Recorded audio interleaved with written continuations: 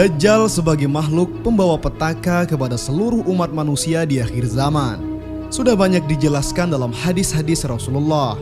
Salah satu hadis yang menerangkan itu adalah sebagai berikut. Tidaklah diutus seorang nabi, melainkan dia mengingatkan kaumnya tentang si buta sebelah sang pendusta. Ketahuilah, Dajjal itu buta sebelah dan Tuhan kalian tidak buta sebelah. Di antara dua matanya tertulis kafir. Hadis riwayat Bukhari.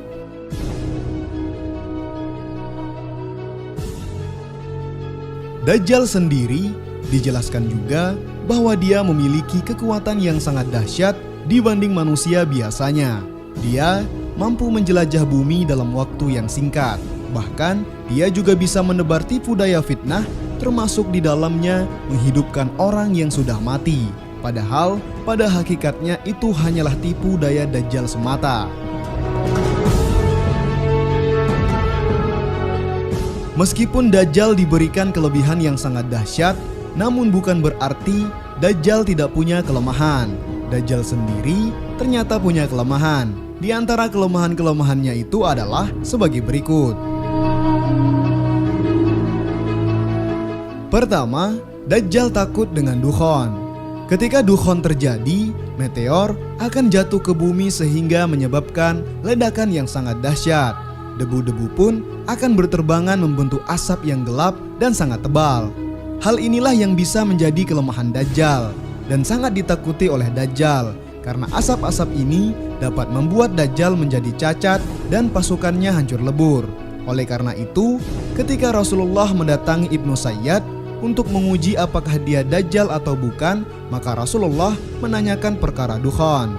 Rasulullah sangat mengetahui tentang hakikat Dajjal. Dan Rasulullah sangat memahami bagaimana menguji seseorang itu Dajjal atau bukan, yaitu dengan menanyakan tentang dukhon. Allah Subhanahu wa Ta'ala berfirman, "Maka tunggulah hari ketika langit membawa kabut yang nyata, yang meliputi seluruh manusia, inilah azab yang pedih." Quran Surat Ad-Dukhan ayat 10 sampai dengan 12.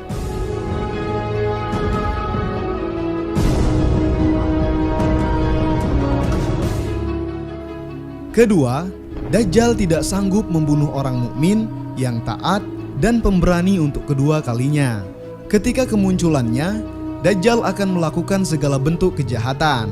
Salah satunya adalah dengan cara membunuh kaum muslimin yang tidak mempercayai bahwa dirinya adalah Tuhan. Namun, setelah membunuh orang tersebut, Dajjal kemudian menghidupkannya kembali. Dari Abu Sa'id Al-Khudri, Rasulullah Shallallahu Alaihi Wasallam bersabda, pada waktu keluarnya Dajjal, ada seorang dari kaum mukmin yang dengan beraninya pergi menemui Dajjal, lalu ia disambut oleh pengawal Dajjal dan ditanyakan, hendak kemana engkau? Ia menjawab, saya ingin menemui orang yang baru saja keluar, yaitu Dajjal. Lalu mereka bertanya, apakah kamu belum percaya kepada Tuhan kami? Orang mukmin itu menjawab, Tuhan kami tidak samar. Maka berkatalah pengawal Dajjal, bunuhlah dia. Tapi sebagian pengawal mereka mengatakan, jangan, Tuhan kami melarang membunuh seseorang, melainkan dengan perintahnya. Maka dibawalah mukmin tersebut menghadap kepada Dajjal. Maka ketika orang mukmin itu melihat Dajjal, ia pun berkata, hai sekalian manusia, inilah Dajjal yang telah disebut oleh Rasulullah Shallallahu Alaihi Wasallam. Maka segera Dajjal menyuruh merebahkan mukmin tersebut dan diperintahkan dikupas kulitnya dan dipukuli punggung serta perutnya.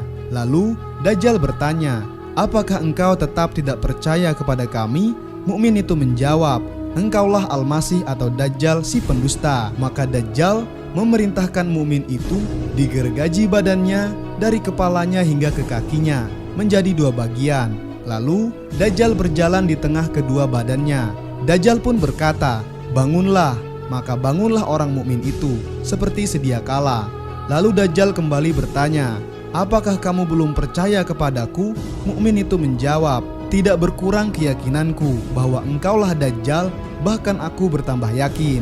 Kemudian orang mukmin itu berkata, hai sekalian manusia, Dajjal tidak dapat berbuat demikian lagi kepada seorang pun. Maka Dajjal berusaha membunuhnya lagi, namun Allah telah meletakkan di antara leher hingga belakang orang mukmin itu seolah-olah tembaga, sehingga tidak dapat disembelihnya.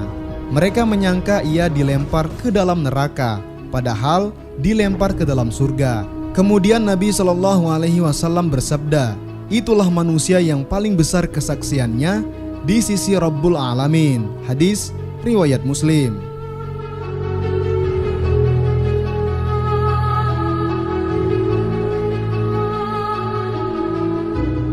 Ketiga, Dajjal tidak akan mampu melawan Nabi Isa alaihissalam.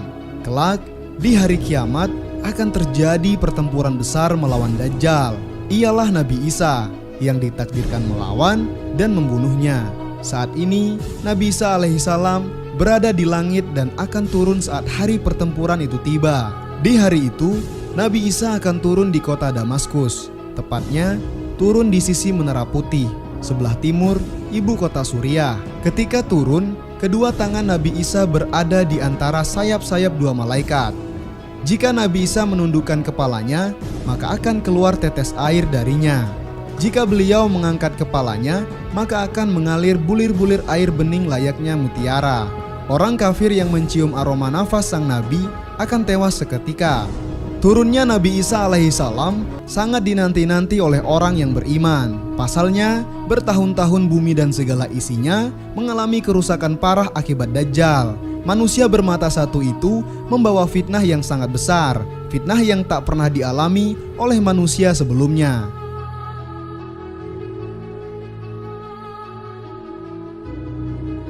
Dajjal membawa api dan air. Namun, manusia melihat api sebagai air dan air sebagai api. Ia melintasi banyak negeri dan tak ada negeri yang selamat dari fitnahnya. Hanya dua kota yang selamat dari Dajjal, yakni Mekah dan Madinah. Karena kedua kota suci tersebut dibentengi oleh para malaikat. Dajjal melintasi setiap penjuru negeri. Ia bergerak sangat cepat, layaknya hembusan angin. Manusia yang mengikuti Dajjal akan aman karena Dajjal menyuruh bumi mengeluarkan tanaman dan menyuruh langit untuk menurunkan hujan. Tak ada yang bisa dilakukan langit dan bumi kecuali menurutinya. Sementara manusia beriman yang menolak menjadi pengikut Dajjal akan berakhir sengsara. Dajjal akan membuat negeri mereka kering hingga mereka tak memiliki harta sedikit pun. Mereka sekarat karena kelaparan dan kehausan. Fitnah itu dialami penduduk bumi selama 40 hari 40 malam. Namun, terdapat hitungan hari yang berbeda dari biasanya. Ada satu hari yang lamanya seperti 1 tahun, sehari lain lamanya seperti 1 bulan, dan satu hari lagi lamanya seperti 1 pekan. Adapun hari-hari lainnya berjalan seperti biasa selama 24 jam. Tak ada satu hari pun yang dilewati kaum beriman kecuali kesengsaraan. Karena itulah, turunnya Nabi Isa alaihissalam menjadi momen yang ditunggu-tunggu oleh orang-orang beriman. Beliaulah sang juru selamat yang sangat diharapkan kehadirannya. Telah tercatat dalam takdir bahwasanya tak ada yang mampu mengalahkan Dajjal kecuali Nabi Isa alaihissalam. Ketika turun ke bumi, Nabi Isa pun berkumpul dengan para mukminin. Beliau melakukan sholat bersama orang-orang mukmin dan Imam Mahdi. Putra Maryam kemudian memulai pengajarannya. Dajjal kabur melarikan diri karena tahu ajalnya telah ada di depan mata. Nabi Isa pun berhasil menangkap Dajjal di kawasan Bablut di Palestina. Beliau pun segera membunuh Dajjal, si penyebar fitnah dan kerusakan itu.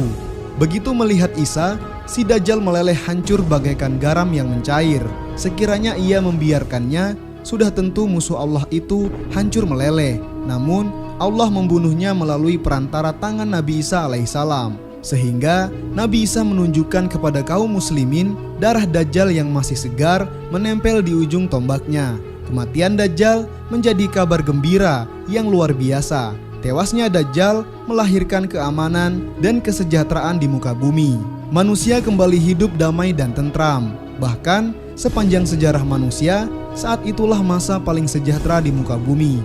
Tak ada sedikit pun pertikaian, permusuhan, ataupun kejahatan. Dipimpin Imam Mahdi, mereka hidup dalam kesejahteraan dan kedamaian. Adapun Nabi Isa wafat setelah menjalankan tugas beliau untuk membunuh Dajjal.